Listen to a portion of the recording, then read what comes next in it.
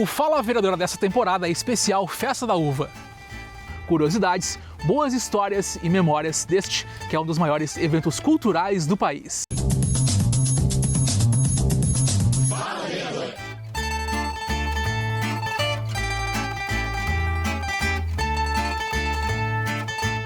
Fala Vereadora, edição especial Festa da Uva, hoje com a Daiane Mello. Vereadora, seja bem-vinda a mais uma edição. Muito obrigada por estar aqui em mais uma edição aí falando sobre Festa da Uva, né? Exatamente. Passei por aqui, vereador, e lembrei que já é uma tradição da festa a distribuição de uvas gratuitas, tanto no evento como no desfile. E é uma tradição que já vem desde 1931.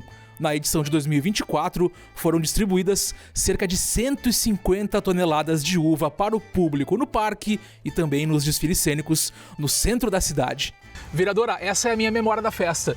Qual é a sua memória com a Festa da Uva? Olha, eu tenho muitas memórias, né? Já distribuí uva, como tu falaste, da questão nos desfiles da Festa da Uva, já trabalhei na recepção da Festa da Uva, já trabalhei na recepção do gabinete do prefeito, mas a minha memória principal da Festa da Uva foi a Festa da Uva de 2014, onde eu fui responsável pelo palco dos artistas locais na festa. A gente fez o palco mix, né? Colocando mais de 90 nomes da cultura caxiense nos palcos. E isso foi um incentivo para a nossa cultura popular, né? Para os nossos artistas de todos os estilos, seja hip hop, samba, pagode, jazz, todo mundo pôde tocar sua música e contribuir com a Festa da Uva. E eu acredito que aquele foi um momento maravilhoso e é o que eu lembro com muito carinho.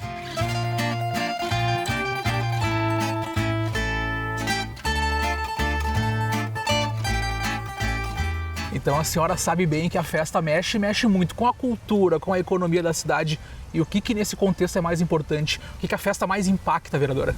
Eu acredito que está todo mundo esperando pela Festa da Uva, os produtores, né? Os nossos produtores rurais, porque eles dependem muito dessa parte. A nossa economia gira em torno da Festa da Uva, a gente sabe, os nossos hotéis, o nosso comércio. Então eu acredito que é muito importante. Fizemos uma divulgação sobre os ambulantes, então as pessoas esperando para vir trabalhar. Então mexe com a economia, mas principalmente com as nossas raízes, com a nossa cultura, então relembrar dos nossos antepassados, da nossa história e reforçar esses valores durante a festa. Vereadora, vamos deixar um convite para a nossa audiência? Claro!